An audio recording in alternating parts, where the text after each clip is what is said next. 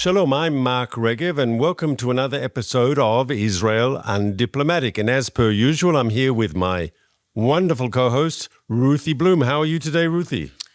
Hi, Mark. I'm pretty good considering the amazing operation that Israel undertook, two-day operation in Yemen. That was after the Houthis fired on Ben-Gurion Airport, and it fired a ballistic missile that landed right near the airport. It was, for some reason, it was unable to be intercepted. And this followed a few other missiles that were intercepted. And huge pieces of shrapnel also landed in the arrivals and departures lanes. It was very, very serious. It not only sent everybody into bomb shelters all over the country because there were sirens everywhere, but the airlines have begun to cancel all flights again after they had resumed flying to Israel. So it really was disruptive. So now, I would just like to point out one thing. The name of the operation in Yemen, and we'll discuss that in a minute and what the significance of it is called Operation Headstand. And for anyone who doesn't get the joke, it is because our airport is called Ben-Gurion Airport. And David Ben-Gurion, Israel's first prime minister, used to, for exercise or something, used to stand on his head. And in fact, on the Tel Aviv beach, there's a statue of him standing on his head. So because of the airport that was struck, we then demolished the Houthis' airport in Yemen, and we called that Operation Headstand. So can I, first of all, that a missile got through and landed right inside, not inside the terminal, but right, I suppose I should say right outside Ben-Gurion Airport. And anyone who's seen the video saw that it was a sizable explosion. But what is the good news? Since the resumption of hostilities in Gaza, the Houthis have fired over 30 missiles at Israel. And this is the first one that's actually come into Israel and caused damage. Since the resumption of hostilities. Yes. Okay, before that there was one or two. Right. Most of them were shot down on their way. Most of them were destroyed before they entered Israeli airspace. And what happened this time, why the missile actually managed to land and explode inside Israel, that has to be investigated, because we have been very good up until now, our air defenses, also with the help of the Americans, who are closer to Yemen than we are most of the time. This is an aberration that had happened. And I think it was right that Israel responded like we did in a 24-hour period, 2 serious strikes on Lebanon, crippling their... on Yemen. On Yemen, correct. Two crippling strikes, one on the port, one on the airport, which hurts their ability to receive more weapons from the Iranians. And this is coming after a period, and we need to discuss this, of the Americans who've launched literally hundreds of strikes against the Houthis. And I think Israel sent an important message to the Houthi leadership and beyond, to their paymasters in Iran, that you fire a missile and you hit our airport or in the vicinity of our airport, we will hit back, and we will hit back hard. That's a crucial message. Well, I have one problem with that message. The only problem I have is, had that ballistic missile not landed, had it been intercepted, we wouldn't have launched this operation. And that bothers me, because I think all missiles, whether they're from Gaza or from Lebanon, from any terrorist group, or from Iran, the trouble is to treat an intercepted missile as though nothing happened, I think is a big mistake, because had it... any of these missiles could have caused mass casualties. That's one thing. But we Can I just respond to that directly? Yes. The logic was, and we have responded in the past, but the logic was the Americans were doing massive strikes, repeated strikes, as I said, in the hundreds over Yemen at Houthi targets. For Israel to go there, it's a 2,000-kilometer flight. Yes, it's a serious military operation. And the idea of letting the Americans take the lead on this up until now was the right policy. until actually, obviously after they actually got a missile that hit in the vicinity of the airport, we had to hit back. But that was the logic. And there was coordination between Jerusalem and Washington. Allow the Americans who were there in the vicinity, hitting Houthi targets anyway, let them do the job. Now, apparently, that has changed, though. Well, here's the thing. Yes, the United States requested that we not get involved, and that's fine because actually the Houthis, the reason that the U.S. and Britain were attacking the Houthis is because they were disrupting all the commerce in the Red Sea. After all, they're a bunch of pirates is really what they are. And if not for their patron in Iran, as you call them, they'd be nothing. They're primitive. It's true that they're able to still fire missiles and drones at us. But here's the thing that's more important, I think, and we've got to get to the heart of this. President Trump made an announcement yesterday, sitting with the new Canadian Prime Minister. He made an announcement. First of all, he announced that the Houthis have capitulated, that they said, okay, we won't attack ships in the Red Sea anymore. And then Trump said in response, America will stop attacking. He didn't mention Israel, what that meant for Israel. Furthermore, after President Trump said this, Oman, the Gulf state of Oman, confirmed it, said, yes, it's true, there's a deal between the Houthis and the United States. But the Houthis, a Houthi spokesman, was reportedly on social media, was reported to have said, no, we made no such agreement. Now, I don't know what the truth is there, but what we do know is this. Whether or not the United States continues to bomb Houthi targets, and whether or not the United States secures some kind of deal with Iran, which will be a sham and a scam because you can't make a deal with Iran. That's a good deal. Israel, the message to Iran was very important in our Houthi strike. And the reason it was very important was that it's true. Even though we destroyed their airport and everything, Israel did not actually destroy their ability to fire more missiles on Israel. So that we didn't do that. But what we did is send a message to Iran. Okay, Iran is also 2,000 kilometers away. And it was to say, you know what? Don't think that we don't have the capability. We can fly that distance. We can refuel. We can carry bombs. So watch out because we're preparing to strike your nuclear facilities. And that's the main important message here. Even though it's important, yes, to attack. You attack the terrorists who attack you the way we had to go after Hamas, not just Iran. Still, it's very important that we convey this message. I think that's 100% correct. And it's a matter of saying we can go these long distances. We can hit where we want to hit. We can destroy the targets we want to destroy. And that's a crucial message, not just to the Houthis, as you say correctly, to the Iranians as well. And also, we're getting more and more experience at these long-term combat missions. Obviously, there are exercises. Obviously, there's training. But when you do them in combat conditions, like we are now, right? Every attack we do against the Houthis in Yemen is in many ways preparation, is many ways an exercise, preparing the equipment, preparing the strategy, and so forth. How do you refuel for an attack on Iran? And I hope the Iranians understand that. I hope they understand that they are playing with fire and that we have a capability that is being increasingly tested, that is being increasingly energized, is being increasingly effective. And when we are ready, when we think it's the right time, we can use that against Iran. I want to say, you said before, the Houthis and the Americans were involved because of the disruption of shipping in the Suez Canal.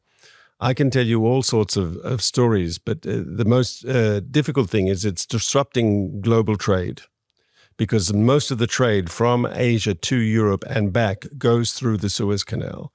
And the Egyptians, who we've criticized previously on some of these broadcasts, but everyone has an interest in the world, has an interest in political stability in Egypt.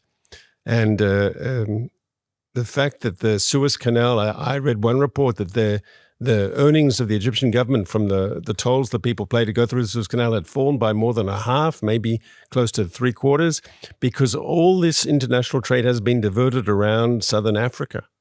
And it's untenable. And I think that's the reason the Americans went into the conflict. Now the question is, if there really is a ceasefire on this issue of the global shipping, to what extent do the Americans remain engaged? You said before it's not clear. A Houthi spokesman denied that there was an understanding. The proof of the pudding is in the eating. We'll see in the next hours and the next days if the Houthis continue targeting shipping. If they do so, it's clear the Americans will be back in the game. If, however, this does hold and the Houthis continue just attacking Israel, so the onus will be on us to defend ourselves. The onus will be on us to attack Houthi targets. We cannot allow them to attack us with impunity. You are right when you said we have not, and maybe we don't have the ability to prevent them from shooting any rocket any time. But we do have the ability to hurt them hard, and we do have the ability to limit their ability to shoot rockets at us, and we do have the ability, as we said a moment ago, to prevent rockets that have been launched from actually landing and causing damage in Israel. Yeah, not just that. It's the message. It's the message to all the enemies. And of course, we're operating also in Syria, in Lebanon, and in Gaza. We are about to launch another operation in Gaza, and Gideon's Chariots, something like that. Yeah, Gideon's Chariots, it's called. I don't know, all these names we come up with. They come out of the IDF computer, I think. Yes, although no, the one about the headstand, Ben-Gurion's headstand, that didn't come out of a computer. That was a tongue-in-cheek joke. Anyway, I think this is an appropriate moment for me because we're talking now about Israel-U.S. relations and the delicate balance that's going on. Well, I received an email. I have to read it because I'm not going to say, I'm going to protect the privacy, though he doesn't deserve it. I'm going to protect the privacy of someone, by the way, with a Latino name. And the reason that's interesting is he calls himself from the Young Republic, a representative of Young Republicans. So here is his email to me. Hey, why in the hell are we being Jewed into another war in the Middle East? I voted for Trump for mass deportations, not to be Jewed into a neocon war with Iran. What the hell is going on? This is maybe the only issue that the young left and young right agree on. Neither of us wants another Zionist war in the Middle East, and we are prepared to raise hell in opposition. No war with Iran. Let Israel fight its own wars. We are not going to die for Israel. Now, if we leave off the extremely blatant anti-Semitic nature of that email, and the reason I mentioned that he has a Latino name is it's interesting that he's says all he wants is mass deportations. He didn't say of whom we know illegal aliens in America, but it just is interesting that he is not some kind of white Anglo-Saxon Protestant who's saying this. Now, if you leave out the disgusting anti-Semitism in that email, I think we need to discuss this and to reiterate two things. One is Israel does not expect anybody to die for its Zionist war. And making America great again is not about isolationism and, okay, let's not be the superpower in the world. Let's just shut ourselves off. Second of all, this business of neocon. I personally, he addressed this to me. I've never been a neocon. I'm a conservative. I'm a Republican. To the extent I have dual citizenship, I'm a Republican, and I never was a neocon. Neocon has also been used as a synonym for Jew, even though there are neoconservatives in the neoconservative movement, the Reagan Democrats, who were not Jews, nevertheless. Here, he didn't even need to use the euphemism because he outright said, we don't want to be Jewed into another war. Now, I think it's very important that we remind Americans and everybody else the following. The wars in the Middle East or peace in the Middle East is an American interest. And the only way you can achieve peace is through strength. And in the Trump administration, there is a division among the isolationists and the camp that believes in American strength. If you're not strong, the enemies take advantage of you. And this business of our fighting Iran, that is an American... First of all, let's not forget that the Iranian regime calls America the great Satan. Israel is only the small Satan. It's Iran. It's the Islamic Republic. It's the when the Ayatollahs took over. That was when they took captive Americans from at the U.S. Embassy in Tehran, not Israelis.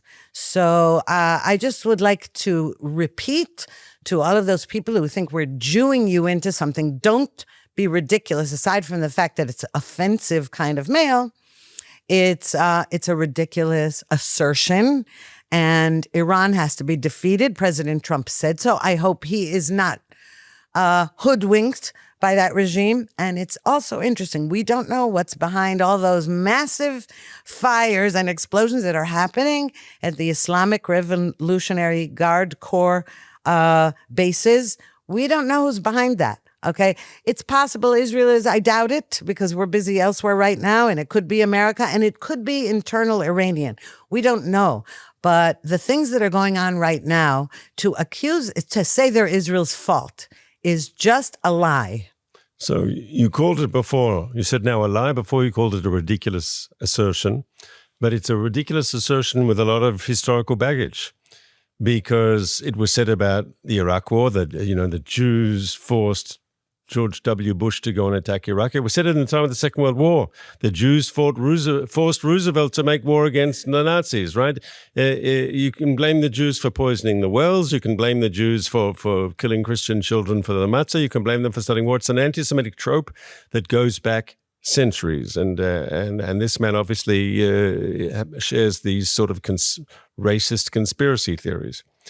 On the substance, if I understand President Trump, and I'm not sure I do, but if I try to understand President Trump, if I look at his relationships with his NATO allies, his major point is that if you want to be a partner of the United States, you've got to, bring stuff to the table. You can't rely on America just to bankroll your defense. You have to stand up, and you have to be willing to put budgets in and manpower in to be part of collective security. He says America for too long has been bankrolling the defense of other democracies. And he's been very critical of the Europeans. And some in Europe are saying, actually, he's right. We have to take our security more seriously. Yes. And you've seen governments in Europe, especially in the eastern part of Europe, closer to Russia, spending more on defense than ever before, because they understand that the Americans are now saying, you want us to take your defense seriously? You have to take your defense seriously, too. In other words, it has to be a two-way street. It can't be America alone providing the boots on the ground and bankrolling the allies. Allies have to step up to the plate and make their own contribution, both financially and in manpower. Can you say manpower today? It might be a sexist word. Say it. I hate the word sexist. But here Israel is actually totally in this model, and it's not new. We always have been. Israel has never asked for someone to fight our wars for us. Israel has always said it is our duty, it is our right, it is our honor to act to defend ourselves. That's why we have compulsory, unlike the United States, we have compulsory military service for men and women. I think we could be the only democracy that has compulsory military service for women. 3 years for men, just over 2 years for women. If women want to volunteer for combat duty, they can, and then they do the full 3 years like the men. And we have a large professional army. A large part of our budget goes to our defense, and the part of defense in GDP in Israel is very, very, very high. And so we are actually a model in many ways for many of the European countries who need to do more.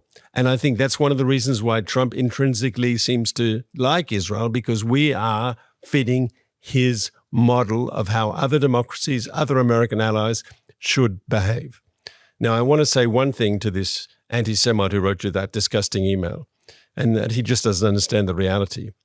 Iran's nuclear problem isn't an Israeli problem. It isn't a regional problem because, of course, the Arabs are very concerned too. It's a global problem.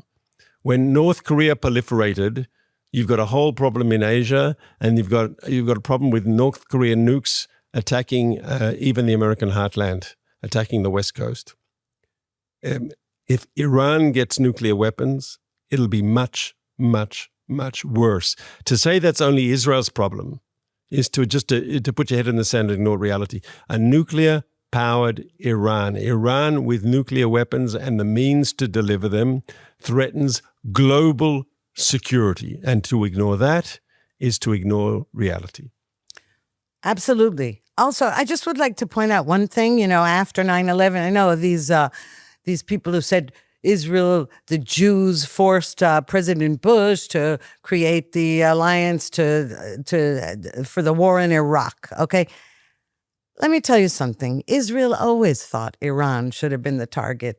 So blaming Israel for the Iraq war is also unfair. And let's also not forget that the Iraq war, Iraq attacked Israel with rockets. And yet Israel was not. Again, Israel always thought, and we were asked, we were at the time, we said, stay out of it, don't retaliate into Iraq. And we obeyed that. We follow America's lead because we're great allies with America, but also we don't expect American boots on the ground in our wars. We do expect that America will not tie our hands the way the Biden administration did, the way the Obama administration did.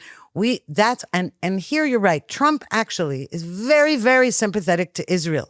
But his administration, there is a division inside his administration between the isolationists, between two groups who have a very different view of what Make America Great Again means. And there is where Israel is watching closely. Okay, because we have there's a lot of manpower, as you called it, manpower over there, some of whom are the people there are not, it's not so much that they're anti-Israel.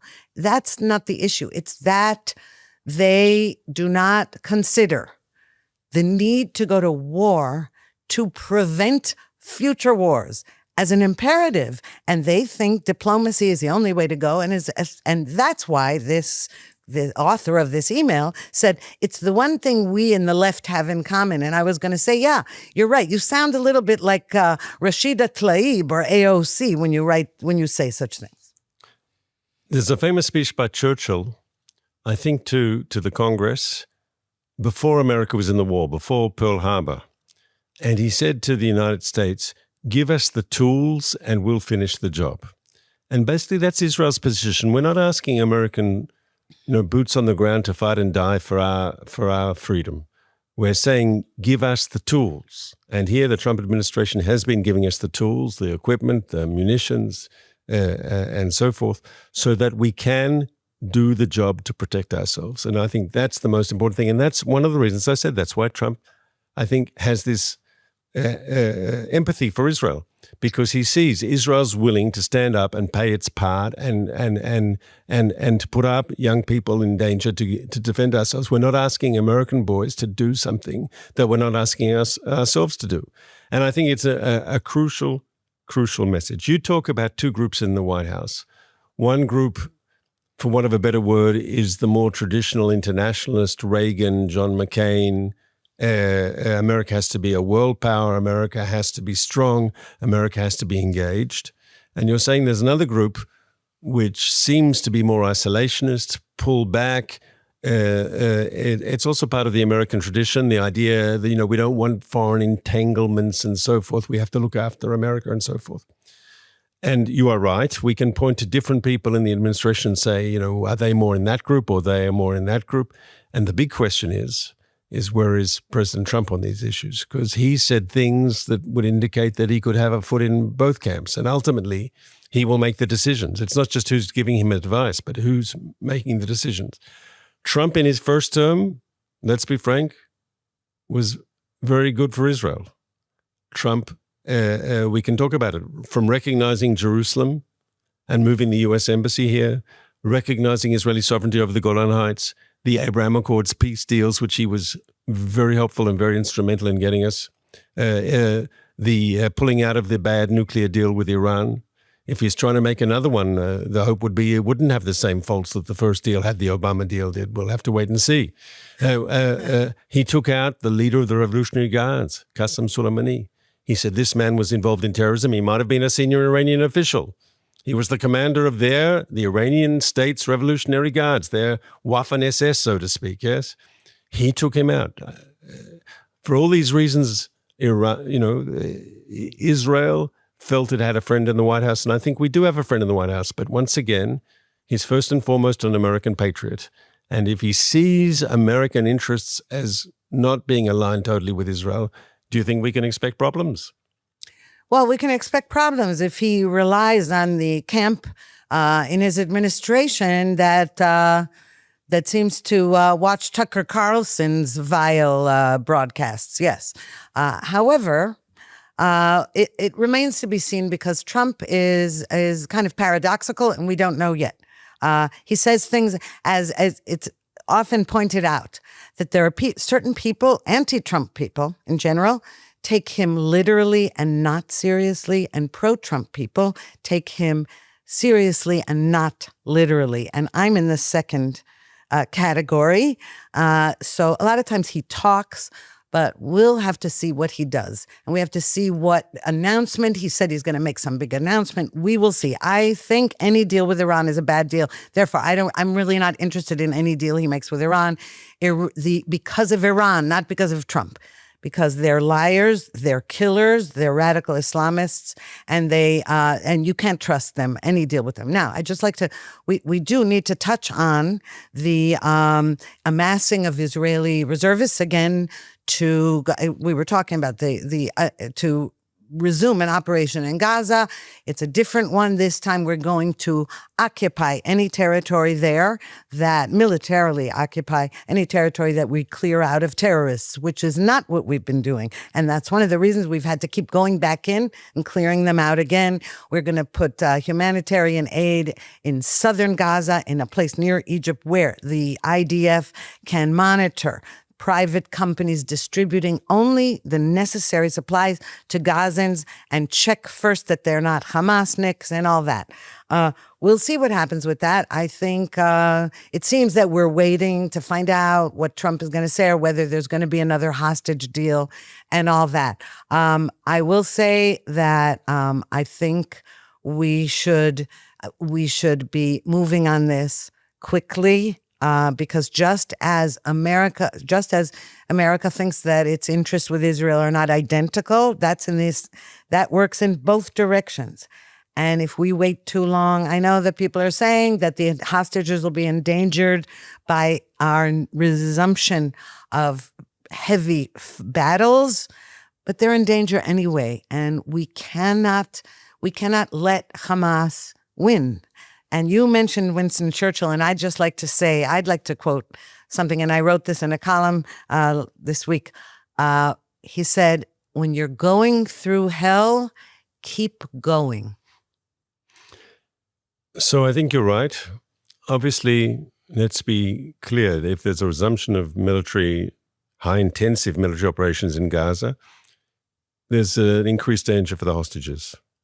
And I can understand the pain their families feel, because there's a risk of Israeli ordnance inadvertently hitting a hostage. There's also, if Israeli soldiers get close to hostages, their captives could just murder them.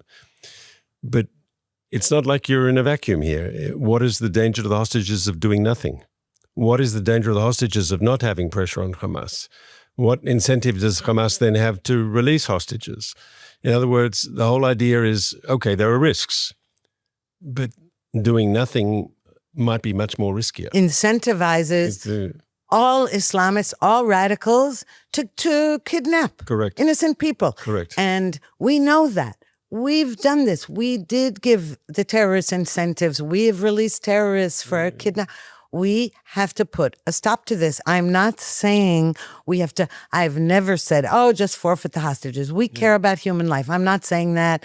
And I know that there's this business inside Israel where there's this fight over it. Well, the thing is, there are many considerations, and obviously the hostages' lives, that's why it's taken us so long. Correct. That's precisely why we have been too careful because of the hostages. So to say we don't care about them is really disgusting on the part of the anti-government protesters. So I wanted to say that we've been calling up reserves in huge numbers. And I know in my own family, people are doing reserve duty. And in yours, I think there are two options here, right? Obviously, we're giving time. President Trump is coming to the Middle East. He says he's got a big announcement. If, because of all this pressure from Trump, from Israel, it's possibility to get a deal and we can get people alive out of Gaza hostages, the Hamas will get a timeout. But if nothing happens, we have to move. I'm convinced we have to move. You said it, and I believe it. Not end the war. This business of calling for an end to the war.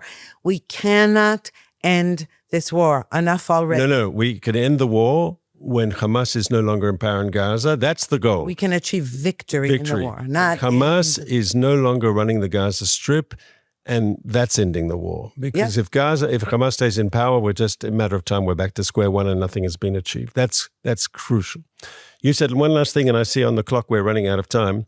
I want to say, you said, should you see Trump literally or should you see him metaphorically? Take him seriously or literally. Okay, so I want the Iranians to take him very seriously.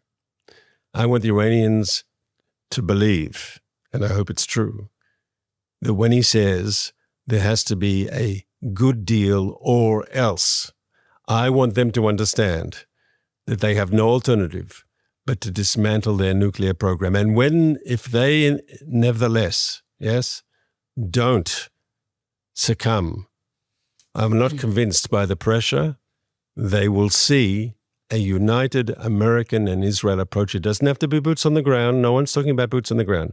But there has to be an operation that if they don't do it voluntarily, their nuclear program is dismantled. And that has to happen now.